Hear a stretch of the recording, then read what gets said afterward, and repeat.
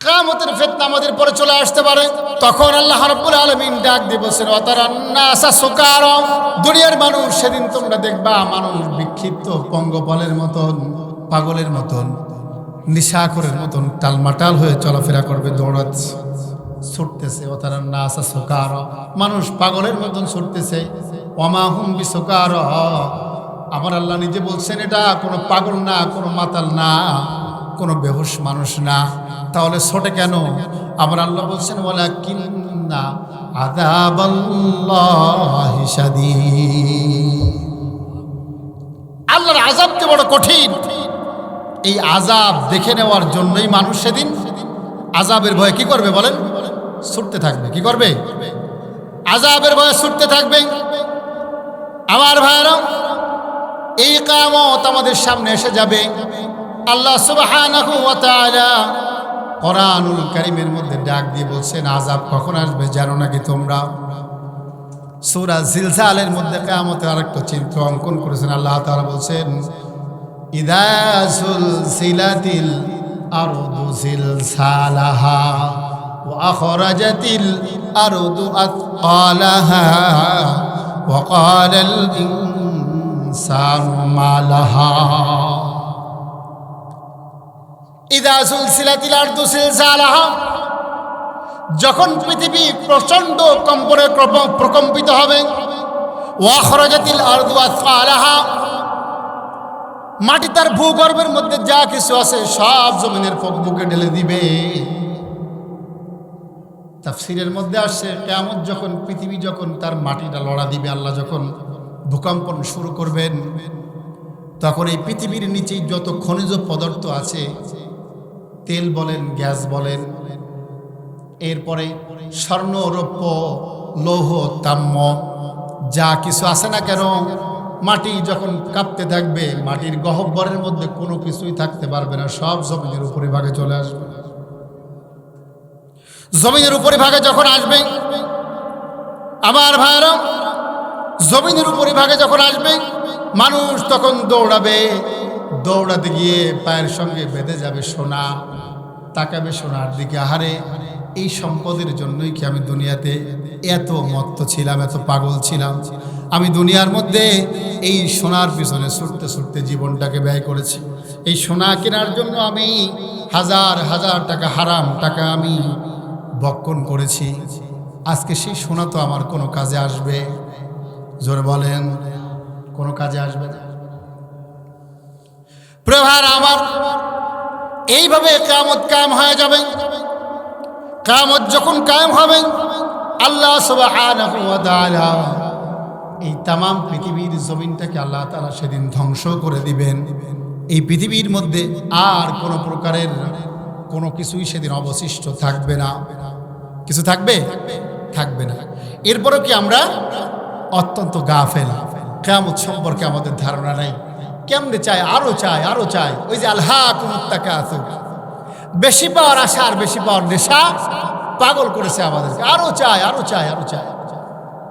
প্রিয় ভাইরা আমার, আল্লাহ সুবহানাহু ওয়া তাআলা সূরা কমরের মধ্যে একই কথা বলেছেন, ইকতারাবাতিস সাআতু ওয়ানশাক্কাল কমর, কিয়ামত অতি নিকটে, নিকটবর্তী হয়ে রয়েছে।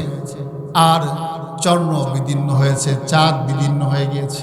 অর্থাৎ কিয়ামত যখন এসে যাবে, তখন ওই চন্দ্রগুলো বিদীর্ণ হবে। কিয়ামত যখন এসে যাবে, সূর্যগুলো খসে খসে, তারকাগুলো খসে খসে জমিনের সঙ্গে আশ্রে পড়বে। জমিনের সঙ্গে তারকা, সূর্য সব মিলেমিশে একাকার হয়ে যাবে। সূরা নাহলের মধ্যে আল্লাহ তাআলা বলছেন, ওয়ামা আমরুস সাআতি ইল্লা কালামহিল বাসার আও হুয়া আকরাব। কিয়ামতের ব্যাপার তো এমন, চোখের পলকেই সেটা ঘটে যাবে। কিয়ামত এমন ব্যাপার যে চোখের পলকেই সেটা ঘটে যাবে। অর্থাৎ দিন ক্ষণ লাগবে না যে 2 মাস পরে কিয়ামত হবে বা 2 ঘন্টা লাগবে, এরকমটা নয়। চোখের পলক পড়তে যত সময়, তার আগেই কিয়ামত ঘটে যাবে। কে বলছেন? সূরা নাহলের 77 নম্বর আয়াতে কারিমা। শুধু তাই না, আল্লাহ বললেন আও হুয়া আকরাব, অথবা তার থেকেও নিকটে। সুবহানাল্লাহ বলবেন না? তাহলে চোখের পলক খাওয়ার আগে কিয়ামত ঘটে যেতে পারে, অথবা তার আগেও হতে পারে। পলক পড়া লাগবে না, ক্ষমতা কার? ইন্নাল্লাহা আলা কুল্লি শাইইন কাদির।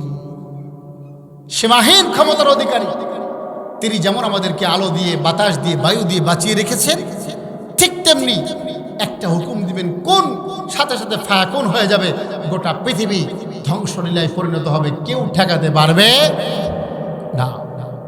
বিশ্বনবী বলেছেন, আদম থেকে শুরু করে নিয়ে ঈসা রূহুল্লাহ পর্যন্ত পৃথিবীতে যত নবী এসেছে তাদের সময় হচ্ছে ফজর থেকে শুরু করে নিয়ে আসর পর্যন্ত। আর আমি রাসূল যেদিন থেকে পৃথিবীতে নবুয়ত প্রাপ্ত হয়েছি, এই পৃথিবীর সময় হচ্ছে আসর থেকে মাগরিব পর্যন্ত। তাহলে শেষ জামানায় এসে গিয়েছে, আমরা শেষ জামানার উম্মত। আল্লাহ সুবহানাহু ওয়া তাআলা ডাক দিয়ে বলছেন, ইকতারাবা লিন-নাসি হিসাবুহুম ওয়া হুম ফি গাফলাতিন মুরিদুন। ইকতারাবা লিন-নাস, মানুষের সন্নিকটে চলে এসেছে। কি চলে এসেছে? হিসাবুহুম, হিসাবের দিনগুলো, কিয়ামত চলে এসেছে সন্নিকটে। কে বলছে? আল্লাহ তাআলা বলছেন, হুম ফি গাফলাতিন মুরিদুন, কিন্তু তারা উদাসীনতায় তারা মুখ ফিরিয়ে নিয়েছে, তারা বেখিয়াল অবস্থায় পড়ে আছে। অথচ কিয়ামত তাদের সন্নিকটে, এটা তারা বুঝতে পারছে না। মা ইয়াতিহিম মিন যিকরিম মির রাব্বিহিম মুহদাসিন ইল্লা ইসতামাউহু ওয়া হুম ইয়ালআবুন। যখন তাদের নিকট তাদের রবের পক্ষ থেকে কোনো উপদেশ আসে, কোনো বিধান আসে, তখন তারা অত্যন্ত তাচ্ছিল্যতার সঙ্গে, উপহাস করে, অনিচ্ছাকৃতভাবে তারা শ্রবণ করে। সরল অনুবাদ বলে আমরা মূল আলোচনা চলে যাব। লাহিয়াতান কুলুবুহুম, লক্ষ্য করুন আল্লাহ বলছেন লাহিয়াতান কুলুবুহুম, তাদের মনটা বড় অনুপযোগী, তাদের অন্তরটা অমনোযোগী। তারা আল্লাহর কোরআন কোনো অবস্থাতেই মন দিয়ে শ্রবণ করতে চায়। জোরে বলেন, চায় না।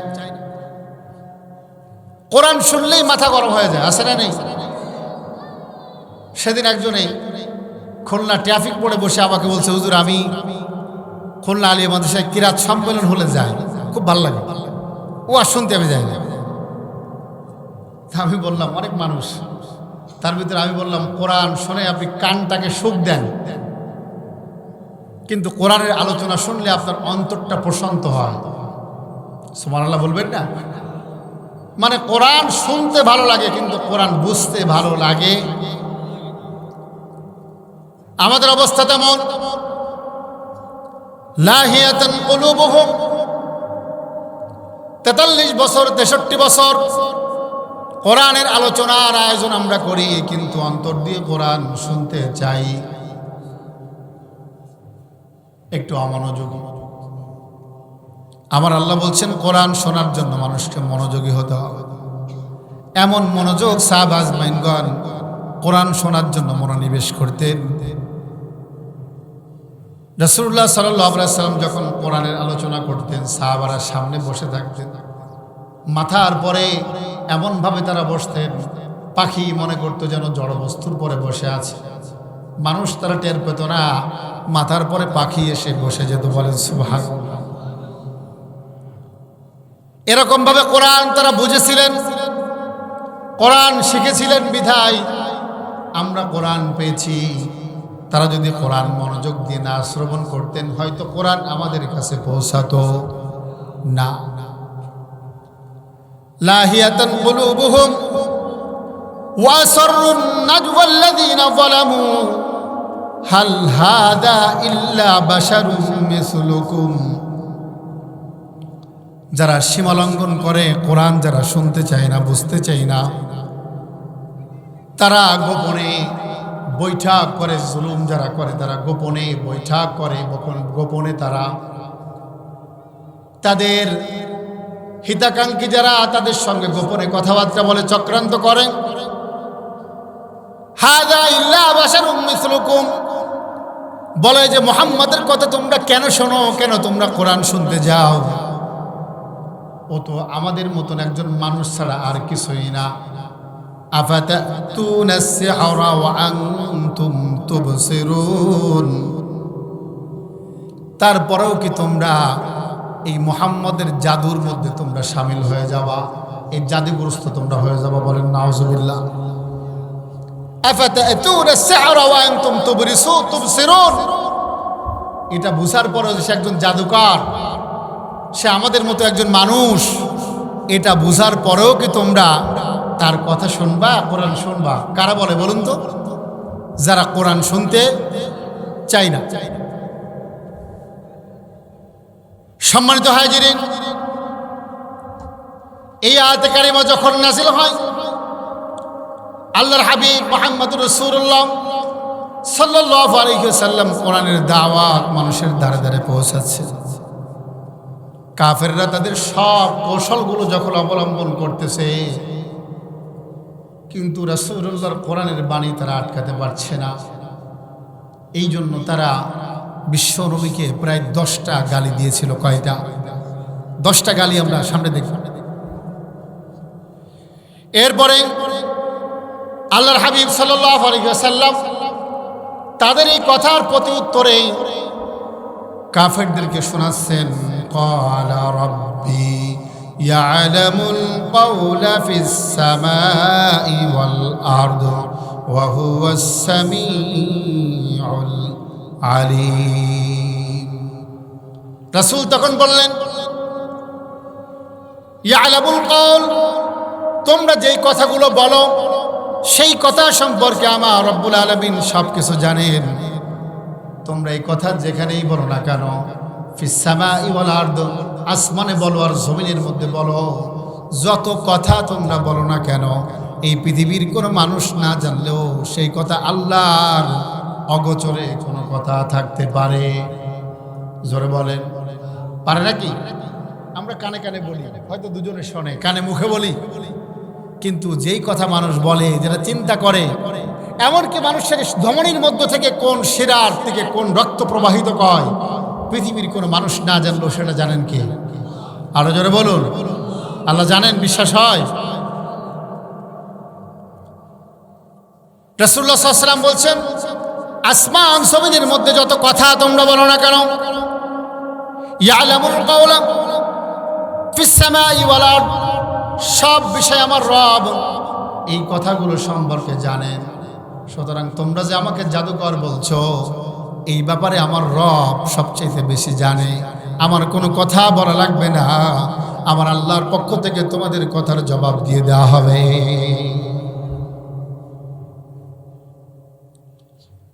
বাল ক্বালু আদগাসু আহলাম বাল ইফতারাহু বাল হুয়া শাআর। নবী রাসূলদেরকে যতগুলো গালি দিয়েছিলেন রাসূলুল্লাহকে, তার গালির মধ্যে এখানে 2-3টা গালি আছে। ওরা যখন আল্লাহর হাবিবের সঙ্গে কোনো কথা বলতে পারত, কোনো কথার কাউন্টার দিতে পারত না, তখন তারা বিশ্বনবীকে বিভিন্ন বিশ্রী ভাষায় গালিগালাজ করত। এরকম মানুষ বর্তমানে আছে না? কথা বলে, যুক্তি দিয়ে পারবে না, তখন আপনার এমন গালি দিবে, আপনি সেখান থেকে ওয়াইদা খাতাবাহুমুল জাহিলুনা ক্বালু সালামা, সালাম দিয়ে ভেঙে যাবে। ওদের পদ্ধতিটা এমন ছিল। বাল ক্বালু আদগাসু আহলাম, তারা এটাও বলে যে মুহাম্মদ রাসূলুল্লাহ সাল্লাল্লাহু আলাইহি ওয়াসাল্লাম যে কথাগুলো তোমাদেরকে বলে, যে কোরআন তোমাদেরকে শোনায়, আদগাসু আহলাম, এটা মুহাম্মাদের কল্পনা ছাড়া আর কিছুই না। আর একটু আস্তে কর না, নাউজুবিল্লাহ। আদগাসু আহলাম, কল্পনা করে করে তোমাদেরকে এই কথাগুলো শোনায়। কি শোনায় বলুন তো? কোরআন শোনাতো। কি শোনাতেন বলেন? কোরআন শোনাতেন। শুধু তাই নয়, বাল ইফতারাহু বাল হুয়া শাআর, এই যে কথাগুলো বাল ইফতারাহু, কল্পনা করে করে সে তোমাদের বানায় বানায় কথা শোনায়, সে একজন বানোয়ার ব্যক্তি। এমন কল্পনা করে করে এমন কথা তোমাদের শোনায় যা কোনো কাগজে কলমে মেলে না। আরবের মানুষগুলো ছিল অনভিজ্ঞ। লক্ষ্য করুন, এই যে কথাগুলো তারা বলেছিল, এটা ছিল সবচেয়ে মুহাম্মদ রাসূলুল্লাহ সাল্লাল্লাহু আলাইহি সাল্লামের পক্ষে বড় অ্যাডভার্টাইজিং। কি ছিল বলেন? অ্যাড, বোঝেন তো? অ্যাডভার্টাইজিং। এই যে বিভিন্ন কোম্পানি থেকে বিভিন্ন অ্যাড দেওয়া হয় না, লক্ষ লক্ষ না কোটি কোটি টাকা খরচ করে এক একটা প্রোডাক্টের অ্যাড দেওয়া হয়। কারণ যে কোম্পানির যত বেশি অ্যাডভার্টাইজিং করতে পারবে তাদের প্রোডাক্ট তত বেশি সেল হবে। রাসূলুল্লাহ সাল্লাল্লাহু আলাইহি ওয়াসাল্লামের কোরআনের বাণী, তিনি যে একজন নবী, তিনি রাসূল, তিনি কোরআনের বার্তাবাহক, তার কাছে আসে, এর প্রচার প্রসার তিনি করতে পারেননি, কিন্তু কাফেররা করে দিয়েছে। এভাবেই রাসূলুল্লাহকে কখনো বলেছেন সে কল্পনা করে কথা বলে, কখনো বলেছেন তিনি শায়ের, কখনো বলেছেন কাযযাব। এভাবে করে করে মানুষদের মাঝে তিনি প্রচার করেছেন কাফেররা, যেন মুহাম্মাদের কাছে কেউ না যায়। এই পৃথিবীতে মানুষের নেচার হচ্ছে, আপনি যাকে যেখানে যত বেশি নিষেধ করবেন, এই নিষিদ্ধ জিনিসের আকর্ষণ মানুষের মধ্যে বেশি থাকে। সুবহানাল্লাহ বলবেন না? নিষিদ্ধ জিনিসের আকর্ষণ একটু বেশি থাকে, কথা বলে না কেন? একজন মহিলা, সে মনে করুন যে থ্রি পিস পরে, কাপড় পরে উলঙ্গ থাকে যে সমস্ত মেয়েরা, তার রাস্তায় বেরোলে মানুষ বুঝতে পারে তার চেহারা কেমন, কোথায় কি আছে বোঝে। কিন্তু যেই মেয়েটা পর্দানিসীন হয়ে ঘর থেকে বাহির হয়, বলুন তো তার দিকে আকর্ষণ থাকে কি থাকে না? থাকে। মনে করে কতই না সুন্দর। এই পৃথিবীতে নিষিদ্ধ জিনিসের পরে আকর্ষণ গোটা পৃথিবীর মানুষের সবসময় বেশি ছিল। রাসূলুল্লাহর কাছে ওরা যেতে নিষেধ করলেন, ওরা বেশি বেশি বিশ্বনবীর কাছে যেতেন। বলেন সুবহানাল্লাহ। আল্লাহ সুবহানাহু ওয়া তাআলা বলছেন, তারপরে তারা বলল বাল হুয়া শাআর, সে হয় কল্পনা করে কথা বলে, না হয় তোমাদের সামনে বানায় বানায় কথা বলে, অথবা সে একজন কবি। বাল হুয়া শাআর, সে একজন কবি। কবিতা আবৃত্তি যেমন করে মানুষ, তেমনি সে কবিতা পড়ে। মুহাম্মদ কোনো নবী টবি না, তার কাছে কোনো রাসূল ফেরেশতা জিবরিল আসে না, আল্লাহর পক্ষ থেকে কোনো বাণী পৌঁছানো হয় না। সে এরকমভাবে মিথ্যা অপবাদ তার শানে বলতে লাগলেন। বলেন নাউযুবিল্লাহ।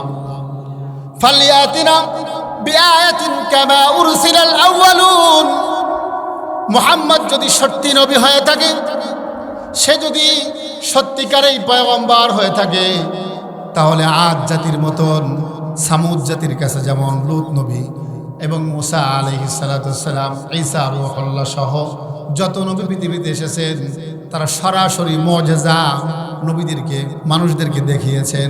তাহলে মুহাম্মদ এরকম সরাসরি কেন কোনো মুআজিজা আমাদের সামনে নিয়ে আসে না? লক্ষ্য করুন, ওরা বলছে মুহাম্মদ যদি সত্যি নবী হতো, তাহলে ঈসা রূহুল্লাহ যেমন মৃত মানুষকে জীবিত করত, লূত আলাইহিস সালাতু ওয়াস সালাম যেমন উটটি নিয়ে এসেছিল, মুসা আলাইহিস সালাতু ওয়াস সালাম যেমন লাঠি নিয়ে এসেছিল, এরকম কেন সরাসরি ওহী নিয়ে মুহাম্মদ আসে না? তার মানে সে কোনো নবী না, তার কাছে কোনো মুআজিজা নাই। বলেন নাউযুবিল্লাহ। কোনো নিদর্শন নাই। প্রিয় ভাইরা আমার, এবার আল্লাহ রাব্বুল আলামিন বিশ্বনবী সাল্লাল্লাহু আলাইহি ওয়াসাল্লামের এই কাফেরদের কথার জবাব দিচ্ছেন। আমা আরসালনা ক্বাবলাকা ইল্লা রিজালান নূহি ইলাইহিম ফাসআলু আহলায যিকরি ইন কুনতুম লা তা'লামুন। ও কাফেররা, তোমরা যারা বলছো মুহাম্মদ কেন কোনো ওহী নিয়ে আসে না, কোনো মুআজিজা নিয়ে আসে না, কোনো অলৌকিকত্ব তোমাদেরকে দেখায় না, অথচ ইতিপূর্বে পৃথিবীতে যত মানুষ এই পৃথিবীতে এসেছিল নবী হয়ে, তাদেরকে আমি মুআজিজা দিয়েছিলাম, কিন্তু তারা মুআজিজা দেখার পরেও তারা ঈমান আনায়ন করে নাই। এটা যদি তোমরা না জানো, তাহলে ফাসআলু আহলা যিকর ইন কুনতুম লা তা'লামুন, তোমরা যারা জানো না, তোমরা যাদের জ্ঞান নাই, তারা আহলে জিকির যারা, অর্থাৎ যারা তাওরাতের কিতাবের অনুসারী, কিতাবের আলেম, তাদের কাছে জেনে নাও, ইতিপূর্বে আমি আল্লাহ অসংখ্য মুআজিজা পৃথিবীতে পাঠিয়েছি নবীদের কাছে, কিন্তু তারা ঈমান আনায়ন করে। অর্থাৎ ঈমান আনায়ন যারা করবে তারা এমনিতেই করবে, তাদেরকে কোনো মুআজিজা দেখানো লাগবে না। আর যারা করবে না তাদেরকে পৃথিবীর সব মুআজিজা দিলেও তারা ঈমান আনায়ন করবে না। প্রিয় ভাইরা আমার, এবার আল্লাহ রাব্বুল আলামিন ৮ নং আয়াতে কারিমার মধ্যে বলছেন, ওয়ামা জাআলনাহুম জাসাদান লা ইয়াকুলুনা আত-তাআম ওয়ামা কানু খালিদিন। আর আমি তাদেরকে এমন দেহ বিশিষ্ট করে নিজে তারা আহার্য গ্রহণ করতো না বা চিরস্থায়ী ছিল না। আল্লাহ তাআলা বলছেন, ও দুনিয়ার মানুষ, আমি বিগত যত নবী পৃথিবীতে এসেছে তাদেরকে আমি এমন বড় দেহ বিশিষ্ট বানাইনি যে তারা কোনো খাবার গ্রহণ করতো না, অথবা তারা জীবনে কখনো কোনোদিন মৃত্যুবরণ করে নাই, চিরস্থায়ী চিরঞ্জীব হয়ে এই পৃথিবীতে থেকে গিয়েছিল। এমনটা তো আমি করি নাই। পৃথিবীর মধ্যে যত নবী এসেছে সব নবীদেরকে আমি মানুষ হিসেবেই পৃথিবীতে পাঠিয়েছি। বলেন সুবহানাল্লাহ। কি হিসেবে পাঠাইছেন? মানুষ হিসেবে। যেমন রাসূলুল্লাহ সাল্লাল্লাহু আলাইহি ওয়াসাল্লাম বলছেন, কুল ইন্নামা আনা বাশারুম মিসলুকুম ইউহা ইলাইয়া আন্নামা ইলাহুকুম ইলাহু ওয়াহিদ। ও দুনিয়ার মানুষ, তোমরা যারা বলছো নবী এ কেমন নবী, সে কেন বাজারে যায়, কেন পানাহার করে, আমাদের মতো কেন চলাফেরা করে, কেন সে আমাদের মতন খাবার খায়, বিশ্ব নবীকে আল্লাহ তাআলা শেখাচ্ছেন, আপনি তাম পৃথিবীর মানুষকে জানায় দেন, আনা বাশারুম মিসলুকুম, আমি তোমাদের মতনই মানুষ। কাদের মতন? আমাদের মতন। কে বলছেন? রাসূলুল্লাহ বলছেন, কিন্তু পার্থক্য আছে না নাই? আরো জোরে। রাসূল আমাদের মতো মানুষ, কিন্তু পার্থক্য আছে। আনা বাশারুম মিসলুকুম ইউহা ইলাইয়া আন্নামা ইলাহুকুম ইলাহু ওয়াহিদ। পার্থক্য এটা যে আমার পরে ওহী নাজিল হয় আর তোমাদের পরে ওহী নাজিল, জোরে বলেন, ওহী নাজিল হয় না। পার্থক্য এটা। কারণ রাসূলুল্লাহকে আল্লাহ তাআলা ওহী নাজিলের মাধ্যমে তামাম পৃথিবীর মানুষের পরে শ্রেষ্ঠত্ব দান করেছেন। তার মানে আমরা আবার এটা বলতে পারি না রাসূল তো আমাদের মতো মানুষ। নাউজুবিল্লাহ বলেন। এই মানুষ আর সেই মানুষের মধ্যে পার্থক্য আছে না নেই? কত পার্থক্য? যোজন যোজন পার্থক্য। ওরা বলতে কেমন মানুষ, কেমন নবী, বাজারে যায়, এ কেমন নবী পানাহার করে, এ কেমন নবী বিবাহ শাদী করে। আমার আল্লাহ বলছেন, ও দুনিয়ার মানুষ ও কাফেরেরা, তোমরা শোনো, ইতিপূর্বে যত নবী আমি পাঠিয়েছি সেই নবীও আমার নবী মুহাম্মদের মতনই মানুষ ছিল। তাদেরকে এমন দেহ বিশিষ্ট বানায় নাই যে তারা খাবার গ্রহণ করতো না, তেমন বানায় নাই। আবার এমন বানায় নাই ওমা কানু খালিদিন, এই পৃথিবীর মধ্যে যারা চিরস্থায়ী চিরঞ্জীব হয়ে বসবাস করছে এমন নয়। সব নবীরা একদিন দুনিয়া থেকে ইন্তেকাল করে দুনিয়া থেকে বিদায় নিয়ে চলে গিয়েছে। নবীরা কি মরে না? জোরে বলেন, মরে। তারাও মৃত্যুবরণ করে, কিন্তু তাদের মৃত্যুবরণ করা, আল্লাহ বলছেন তাদের মৃত্যু আর তোমাদের মৃত্যু সমান না। কারণ আবার অনেকে বলে নাউজুবিল্লাহ, নবীদেরকে মৃত্যু বলা যাবে না। কেন বলা যাবে না? আল্লাহ নিজে বলেছেন কোরআনে কারীমে। বিশ্বনবী সাল্লাল্লাহু আলাইহি ওয়াসাল্লাম যখন তিনি দুনিয়া থেকে বিদায় নিয়ে চলে গেলেন, সিরাতের কিতাবগুলো পড়ে দেখবেন, সিরাত ইবনে হিশাম সহ যত সিরাতের কিতাব আছে যদি পড়েন, বিশ্বনবীর ওফাতের দিনগুলো, মৃত্যুর দিনগুলো যদি আপনি পড়েন, আল্লাহর কসম করে বলছি, অন্তর দিয়ে পড়লে আপনি চোখে পানি ধরে রাখতে পারবেন না। কারণ এই মানুষটা যেদিন বিদায় নিয়ে চলে যায়, মদিনাতুল মুনাওয়ারা, মক্কাতুল মুকাররমার এমন কোনো মানুষ ছিল না, তারা ঘর বাড়ি ছেড়ে দিয়েছিল, খাদ্য খাবার বন্ধ করে দিয়ে পাগলের মতন রাস্তায় ছুটেছে আর বলেছে, আমার নবী নাই, নবী নাই, আমার নবী নাই, আমরা সুখে দুঃখে কার কাছে যাব? পাগলের মতো মানুষ ছুটেছে। 3 দিন রাসূলুল্লাহ সাল্লাল্লাহু আলাইহি সাল্লামের দেহ মোবারক জমিনের মধ্যে পড়ে আছে, বিশ্বনবীর মধ্যে রহ নাই। সাহাবাদের অবস্থা এমন, এমন অবস্থা সাহাবাদের, তাকে যে দাফন করতে হবে, কাফন পরাতে হবে, কবরস্থ করতে হবে, এই চিন্তা যেন তাদের মাথার মধ্যে ছিল। ওমর ইবনুল খাত্তাব রাদিয়াল্লাহু তাআলা আনহু পাগল হয়ে গেলেন। খোলা তরবারি নিয়ে আল্লাহর হাবিবের কফিনের সামনে বসে গেলেন।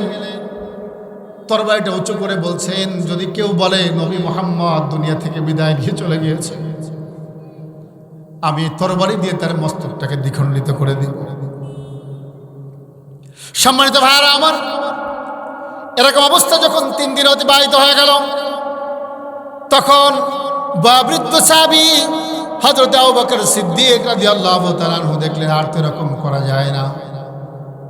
মানুষ কাঁদতেছে, পাগলের মতন রাস্তায় ছুটতেছে, যেন রাসূল চলে গিয়েছেন এটা তারা বিশ্বাস করতে পারে না।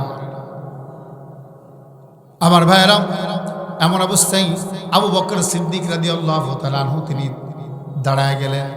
দাঁড়ায় তিনি আল্লাহর কালামের আয়াত তেলাওয়াত করলেন, ওমা মুহাম্মাদুন ইল্লা রাসূল قد خلت من قبله الرسل أفإن مات أو قتل انقلبتم على أعقابكم ومن ينقلب على عقبيه فلن يضر الله شيئا।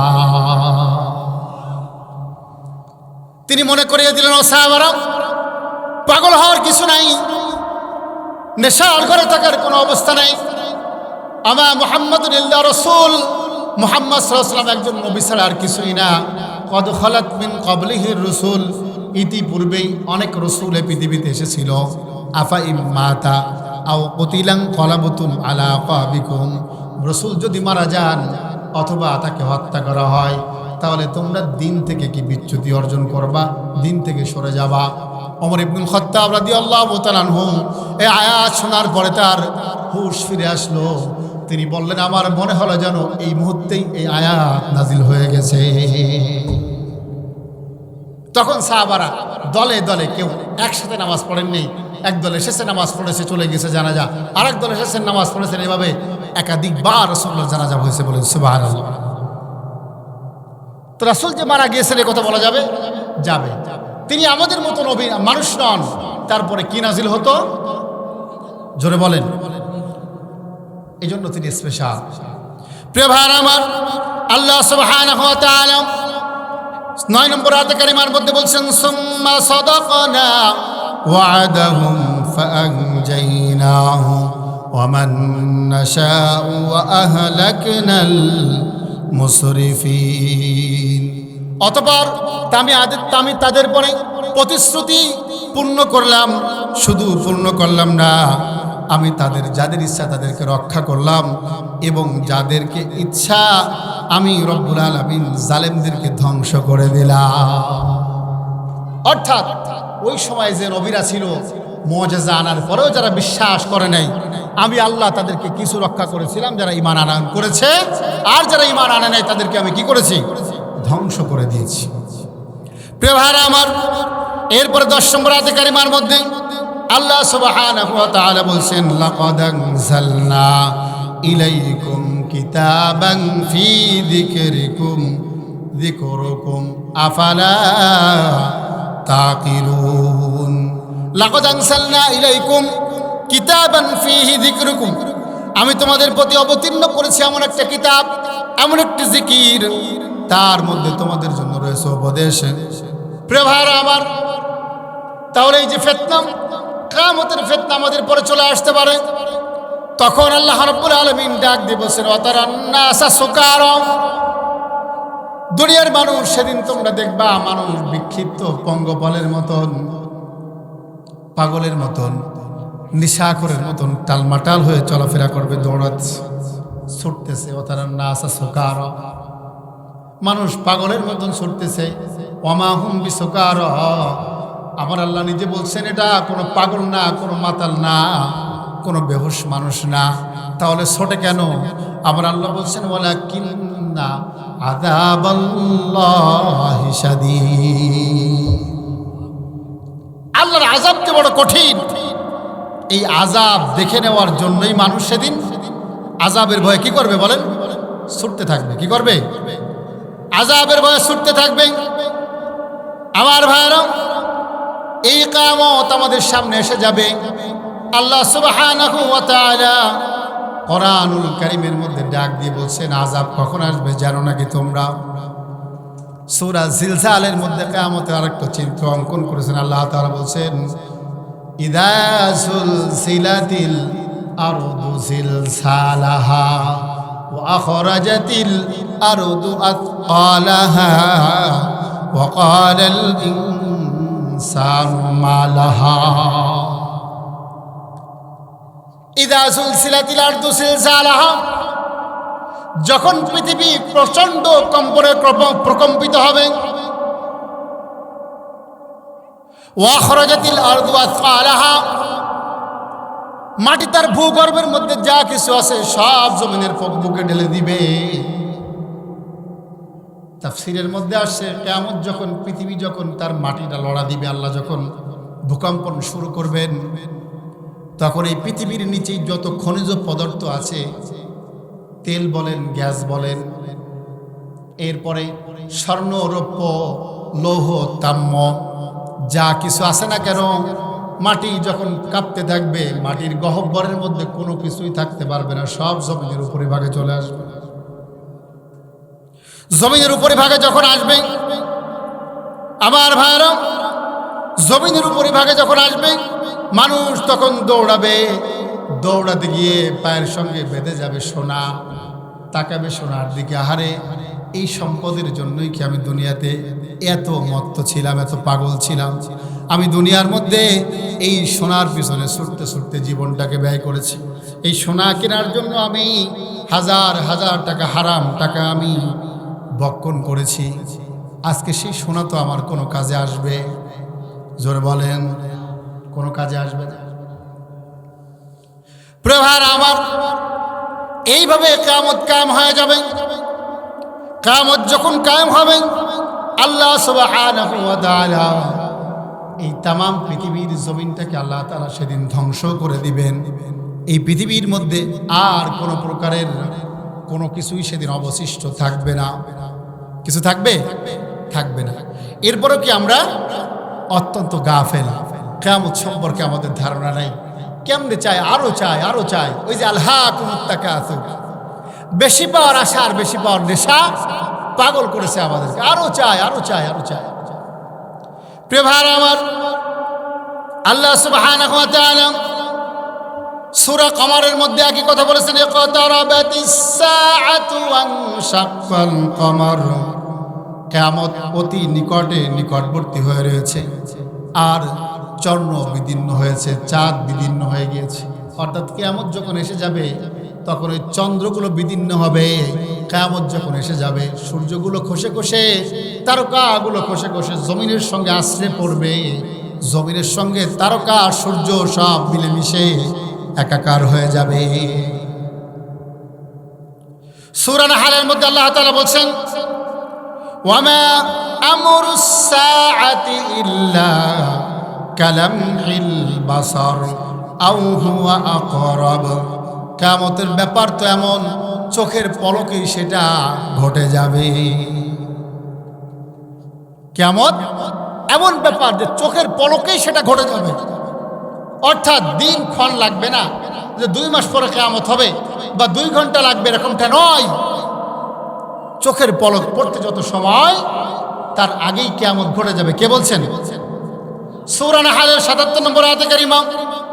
শুধু তাই না, আল্লাহ বললেন আও হুয়া আকরাব, অথবা তার থেকেও নিকটে।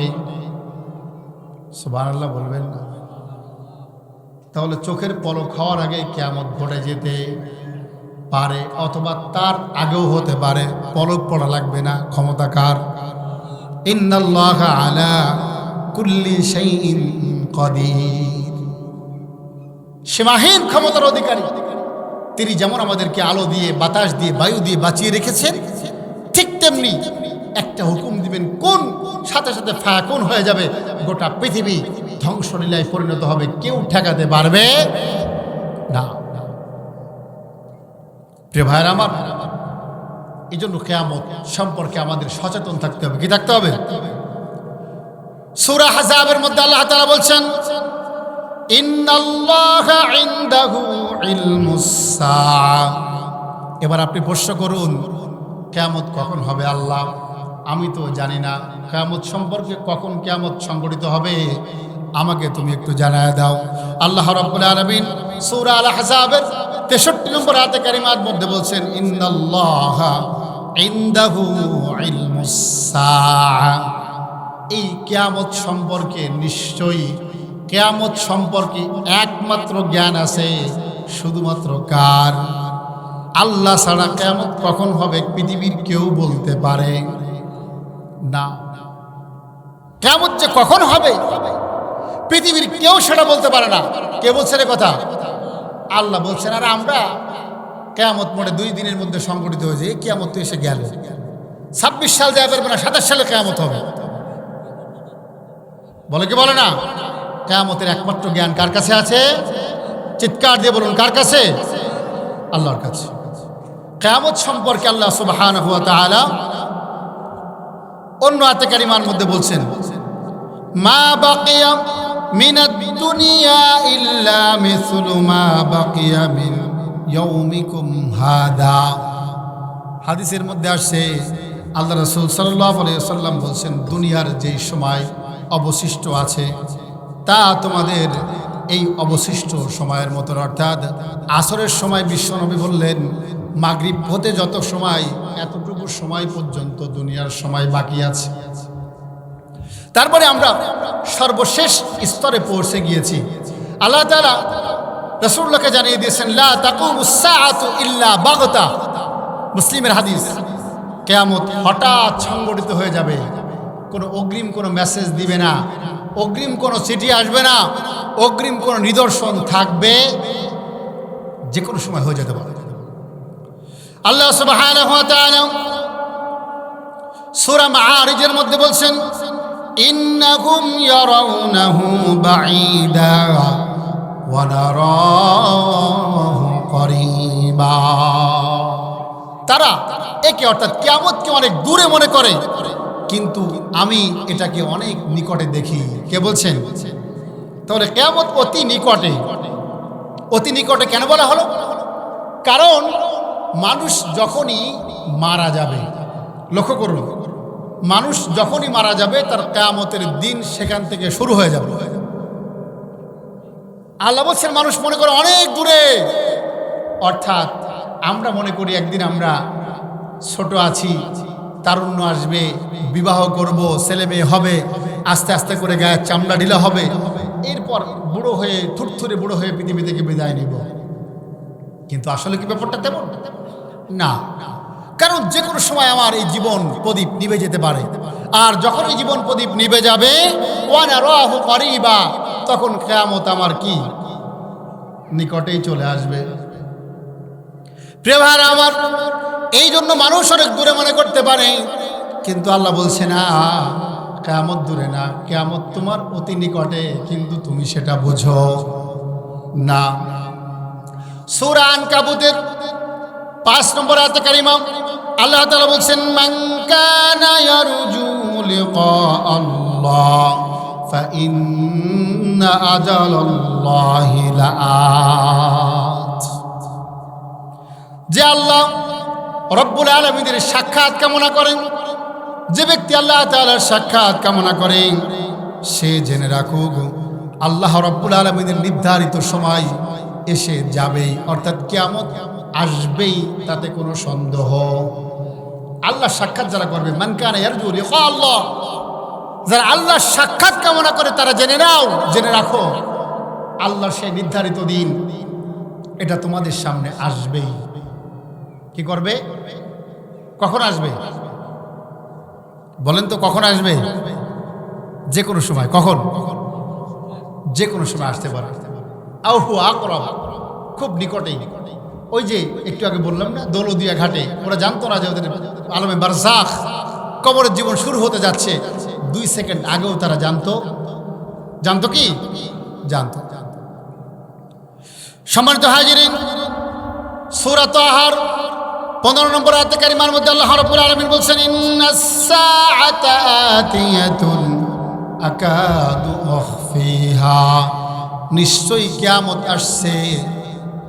ইন্নাস সাআতা আকাদু উখফিহা, এটা আমি আল্লাহ গোপন রেখেছি, পৃথিবীর কোনো মানুষের কাছে এই জ্ঞান নাই। কিয়ামত আসবে, কিন্তু কখন আসবে এটা কেউ জানে না। সূরা জাসিয়ার 27 নম্বর আয়াতে কারিমার মধ্যে আল্লাহ তাআলা বলছেন, ওয়ালিল্লাহি মুলকুস সামাওয়াতি ওয়াল আরদ ওয়া ইয়াউমা তাকুমুস সাআ, আসমান জমিনের রাজত্ব একমাত্র কার? আরো জোরে বলুন কার? ওয়া ইয়াউমা তাকুমুস সাআ, সেদিন কিয়ামত প্রতিষ্ঠিত হবে, কিয়ামত কায়েম হয়ে যাবে। পৃথিবীর কোনো মানুষ সেদিন ঠেকাতে পারবে নাকি? পারবো না? আমরা বিশালভাবে প্রস্তুত নিয়ে আছি, ঘূর্ণিঝড় দুর্যোগ মোকাবেলা করব। সম্ভব? কথা বলে না কেন? দুর্যোগ দেখেছি না আমরা? দেখেছেন? ৬৬ সালের কি মানান্তর ছিল নাকি? এরপরে ৮৮-তে বন্যা ছিল, এরপরে সিডর আইলা আমাদের দক্ষিণাঞ্চলের মানুষকে জানিয়ে দিয়েছে যে তোমাদের কোনো ক্ষমতা নাই। ক্ষমতা কার? আল্লাহ তাআলা। প্রিয় ভাইরা আমার, সূরা কারিয়ার মধ্যে আল্লাহ তাআলা কিয়ামত সম্পর্কে একটা সুন্দরভাবে আল্লাহ রাব্বুল আলামিন একটা কারিয়ার কথা বলেছেন। এই কারিয়াটা একটা বড় একটা নিনাদ। আল্লাহ তাআলা বলেছেন, আল কারিআতুল মাল কারিআ ওয়া মা আদরাকা মাল কারিআ, মহা আঘাত বা মহাপ্রলয়, মহানিনাদ। এ কিয়ামত কি, তুমি কি জানো? রাসূলকে জিজ্ঞেস করা হচ্ছে, কি সেই আঘাতকারী? মাল কারিয়া, কি তোমাকে আঘাত করবে, এই পৃথিবী লণ্ডভণ্ড করে দিবে, তুমি কি জানো? রাসূলুল্লাহ সাল্লাল্লাহু আলাইহি ওয়াসাল্লাম বলছেন, না আমি জানি না। অর্থাৎ এই আঘাত হচ্ছে এমন একটা নিনাদ, যে আঘাত গোটা পৃথিবীর সব সিস্টেমগুলোকে চূর্ণ বিচূর্ণ করে দিবে। শুধু পৃথিবী নয়, গোটা সোলার সিস্টেমকে আল্লাহ রাব্বুল আলামিন মুহূর্তের ভিতরেই চূর্ণ বিচূর্ণ করে দিবে।